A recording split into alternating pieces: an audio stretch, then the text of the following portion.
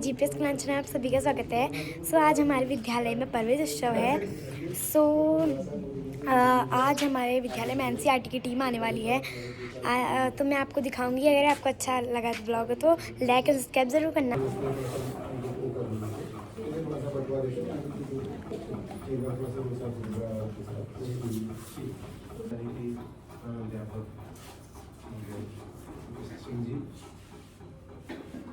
मेरे साथ इस क्षेत्र के DRP महोदय, इस विद्यालय का समस्त स्टाफ और जो हमारे इस विद्यालय के छात्र छात्रा हैं अध्ययनरत, उनके अभिभावक, आप जितने लोग आए हैं और अध्यक्ष महोदय और प्यारे प्यारे बच्चों, आप सभी को मेरा नमस्कार और बच्चों को प्यार।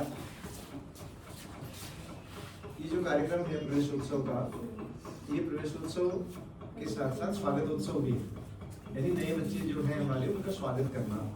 और इस कार्यक्रम का मुख्य उद्देश्य ये है कि आज के दिन बच्चों को बुला करके और उनके अभिभावकों को बुला करके बच्चों को भी और अभिभावकों को भी साथ में विद्यालय के साथ बैठ करके यह जानकारी देना कि विद्यालयों में क्या क्या कार्य हो रहे हैं, सरकार की क्या क्या योजनाएं चल रही हैं, आपके बच्चों के विकास के लिए, आपके बच्चों की प्रगति के लिए क्या क्या कार्यक्रम चलाए जा रहे हैं, इनकी जानकारी आप लोगों को देना।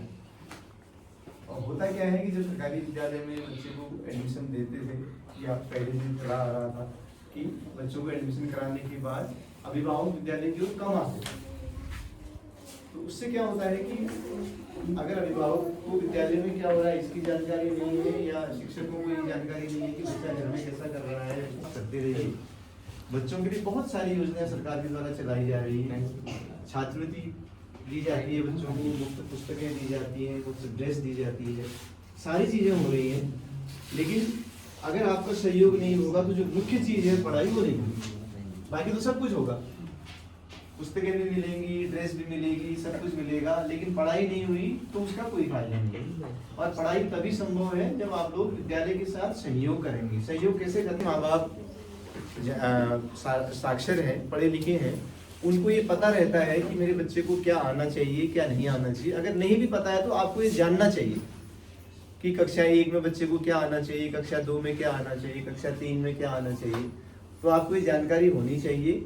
आप विद्यालय में आते रहिए, आप शिक्षकों से पूछते रहिए कि बच्चे को कक्षा 1 में क्या आना चाहिए, 2 में क्या आना चाहिए। या घर में बच्चे की किताब देख के कभी कभी एक आध प्रश्न पूछ लिया कीजिए, बच्चे को नहीं आ रहा है तो क्यों नहीं। विद्यालय में 4 या 5 घंटे के लिए बच्चा रहता है, लेकिन आपके पास पूरे दिन भर के लिए रहता है। तो यहाँ जो पढ़ाया जाएगा वो घर में अगर आप लोग ध्यान देंगे तो उसका दुगना फायदा होता है। यही उद्देश्य है बुलाने का, कि आप लोगों को ये सारी जानकारियां दी जाए। और मुख्य चीज ये है कि पुस्तकें अच्छी नहीं होती हैं या सरकारी विद्यालय में कोई चीज की कमी होती है, ऐसा नहीं है। सिर्फ क्या है कि सरकारी विद्यालयों में शिक्षकों और अभिभावकों का आपस में सामंजस्य नहीं है, समन्वय नहीं है। जब आप प्राइवेट स्कूल में बच्चे को डालते हैं तो वहाँ बहुत सारे दबाव होते हैं और आपको मजबूरन वो पूरे करने पड़ते हैं।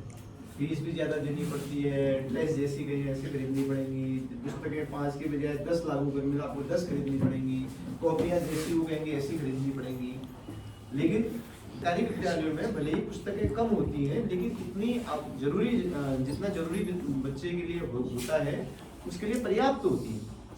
तो जितना उन पुस्तकों, उसकी किताब में जो लिखा गया है, अगर उसको आता है तो गणित में, अंग्रेजी में, हिंदी, आप विद्यालय के साथ संपर्क में रहिए और बच्चे को वो सब चीज़ें उपलब्ध कराने के साथ साथ, और दूसरा कि उसको पढ़ाई के लिए उसकी आदतें विकसित करें। सबसे बड़ी चीज़ होती है बच्चे की आदत बनाना, ये आपके हाथ में है।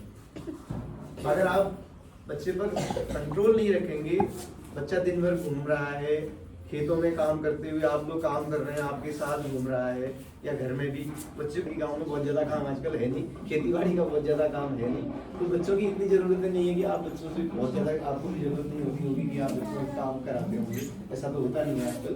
तो कम से कम 2-3 घंटा बच्चे को बैठ करके पढ़ना। अगर आप केवल खाना बनाते समय भी बच्चे को बगल में बैठा करके कहेंगे जी इस प्रश्न को हल करके दिखा, तो बच्चे को एक डर होता है कि हाँ मुझसे पूछा जा रहा है, मुझे पढ़ना है। तो यह आप लोगों का सहयोग जरूर चाहिए। अगर आप लोग सहयोग करेंगे तो आपको इसी विद्यालय से आपको अपने क्षेत्र से सब कुछ मिल जाएगा जो आपको प्राप्त। ब्लॉग को यहाँ पर एंड करती हूँ। आशा करती हूँ ब्लॉग आपको अच्छा लगा हो। अच्छा लगा तो लाइक एंड सब्सक्राइब जरूर करना। तब तक के लिए बाय बाय।